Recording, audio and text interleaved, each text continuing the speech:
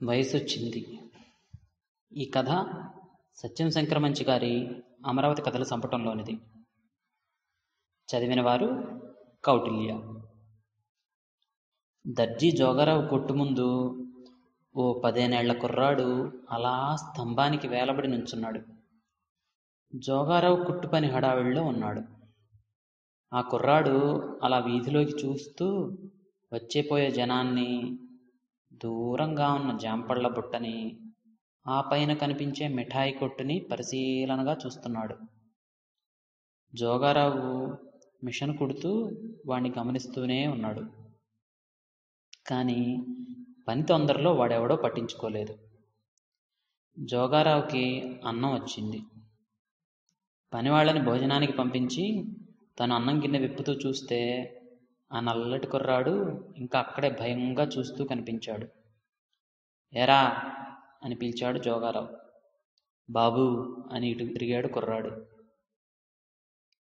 ఆ కుర్రాడి కళ్ళలో ఆకలి, కరకరలాడే ఆకలి. కడుపు చుమ్మలు చుడుతుంటే ముఖం మీద కన్నీళ్లుగా కరిగిపోయే ఆకలి. జోగారావుకి జాలేసింది. ఆకలేస్తుంది కదరా అన్నాడు. అయ్యా, ముద్ద చూసి 3 నాళ్ళయిందయ్యా అన్నాడు స్తంభం కిందకి జారిపోయిన కుర్రాడు. ఏడవబోకరా ఎదవా, నాకు పోను అన్నం మిగులుద్ది, అది నువ్వు తిని గిన్నెలు కిష్టకెళ్ళి కడుక్కు తీసుకురా అన్నాడు జోగారావు. కుర్రాడి కళ్ళు తళతళమన్నాయి. మిగిలినన్నం కిష్ట దగ్గర తిని కడుపు నిండా కిష్టనీళ్లు తాగి గిన్నెల్ని రేగడ మట్టితో మెరిసిపోయేట్టు తోమి కొట్టు దగ్గరికి తీసుకొచ్చాడు కుర్రాడు. గిన్నెలు శుభ్రంగా తుడిచి కొట్లో పెడుతుంటే జోగారావు అడిగాడు, నీ పేరేంట్రా? బాబిగాడయ్యా అన్నాడు కుర్రాడు. హెపో అన్నాడు జోగారావు. బాబిగాడు పోలేదు. పొద్దున్నంతా స్తంభానికి ఆనుకుని బజారంతా చూస్తున్నవాడు ఇప్పుడు స్తంభానికి ఆనుకొని కొట్టు వంకే చూస్తూ నుంచున్నాడు. సాయంత్రం అయింది. జోగారావు కుట్టిన గుడ్డలు ఊళ్ళో వాళ్ళకి ఇవ్వడానికి వెళుతూ మళ్ళీ బాబిగాడిని చూశాడు. ఏరా నువ్వు పోలా నవ్వుతూ అన్నాడు. అయ్యా అన్నాడు బాబిగాడు. వాడి ముఖం అదుకో దేవుడా అంటోంది. వాడి కళ్ళు వేడుకుంటున్నాయి. జోగారావుకి ఏమనిపించిందో, ఒరేయ్, ఈ బట్టలు తీసుకు నా వెనకాలేరా, ఊళ్ళో ఇచ్చొద్దాం అన్నాడు. బాబిగాడు చెంగున ఎగిరి బట్టలు నెత్తిన పెట్టుకుని జోగారావు వెనకాలే నడిచాడు. ఆ రోజు నుంచి బాబిగాడు పొద్దున్నే కొట్టు తీయకముందే దర్జీ దుకాణం దగ్గర ఉండేవాడు. కొలతలు తీసుకుంటున్న పుట్టే పందివ్వడం, రాసుకోవడానికి పుస్తకం, కత్తిరింపు కత్తెరలు అందించడం, మిషన్కి ఆయిల్ వేయటం, మధ్య మధ్యలో టీలు బీడీలు తెచ్చిపెట్టడం. మధ్యాహ్నం జోగారావుకి అన్నం తెచ్చిపెట్టి మిగిలింది తిని గిన్నెలు కడిగివ్వటం. ఊళ్ళోకి జోగారావు బట్టల కొలతకు వెళ్ళినా, కుట్టిన బట్టలు ఇవ్వటానికి వెళ్ళినా వెనకాతలే వెళ్ళటం.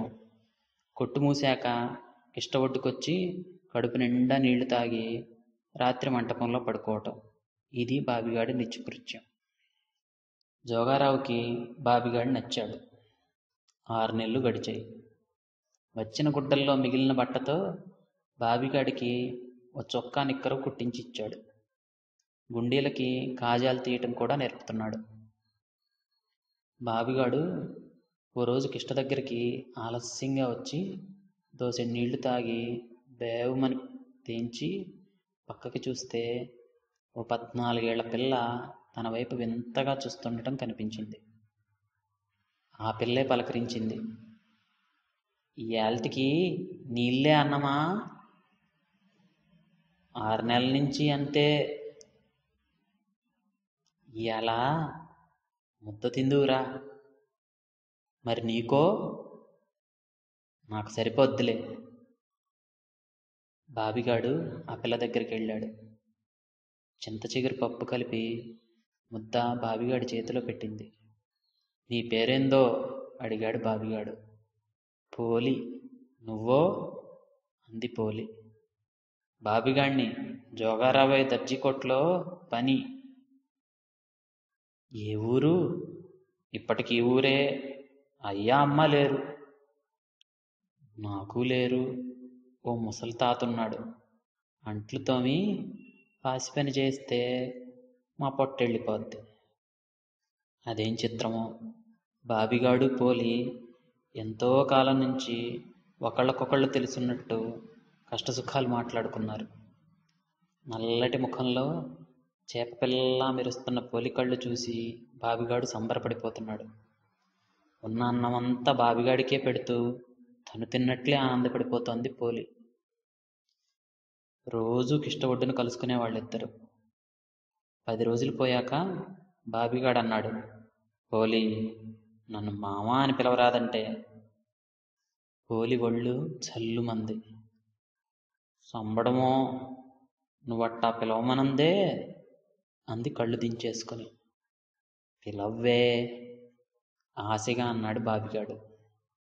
కిష్ట నీళ్లలో తలదించుకొని తనలో తను అనుకున్నట్టు మామా అంది.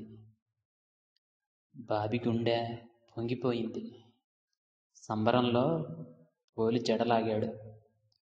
పోలి జడలో పున్నాగపూలు కిష్టలో జలజలా రాలి ప్రవాహంలో కొట్టుకొని పోతున్నాయి. పోలి బాబి ఒకళ్ళనొకళ్ళు నవ్వుతూ చూసుకొని ప్రవాహంలో పరిగెత్తుతున్న పున్నాగపూలు చూసుకొని కిష్టమ్మ తల్లికి దండం పెట్టుకున్నారు. ఒడ్డుకొచ్చాక బాబిగాడు జేబులోంచి టేపు తీసి పోలి చేతులు, నడుం, ఛాతీ, మెడ కొలతలు తీసుకుంటుంటే, ఏంటిది అంది పోలి. మనకి దర్జీ కొట్టో పనే అంటూ గర్వంగా వెళ్ళిపోయాడు బాబిగాడు. పోలికి కొత్త జాకెట్ కుట్టివ్వాలి, ఎలా? బాబి మిగిలిన బట్ట ముక్కలన్నీ ఒకే రంగు కలిపి దాచడం మొదలెట్టాడు. ఓ 1 రోజులకి బట్ట కుదిరింది. మరి కుట్టడం? తన్ని మిషన్ ఎక్కనివ్వరు. ఎవ్వరూ లేని సమయంలో మిషన్ కుట్టడం మొదలెట్టాడు. ఈ సంగతి జోగారావుకు తెలిస్తే ఉద్యోగంలోంచి తీసేస్తాడు. 1 రోజులకి చేతులు కుట్టాడు.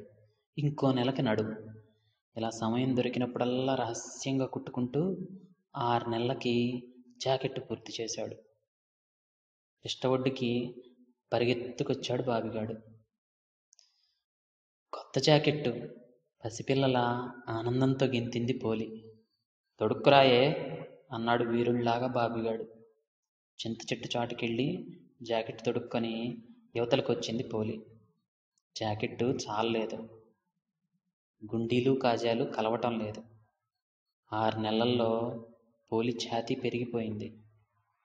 బిక్కమొహం వేసుకున్న బాబిగాడిని చూసి పోలి అంది, పోన్లే మావా, మా దొరసాని. ఒసే పోలి, నువ్వింకా పవిట్లేసుకోవాలా? మా పిల్ల పాత పోనీ ఇస్తాను, రేపటి నుంచి వేసుకో అంది. పవిటేసుకుంటే పిన్ని సెట్టుకుంటాను, సరిపోద్దిలే. బాబిగాడి కళ్ళలో కోరికల దీపాలు.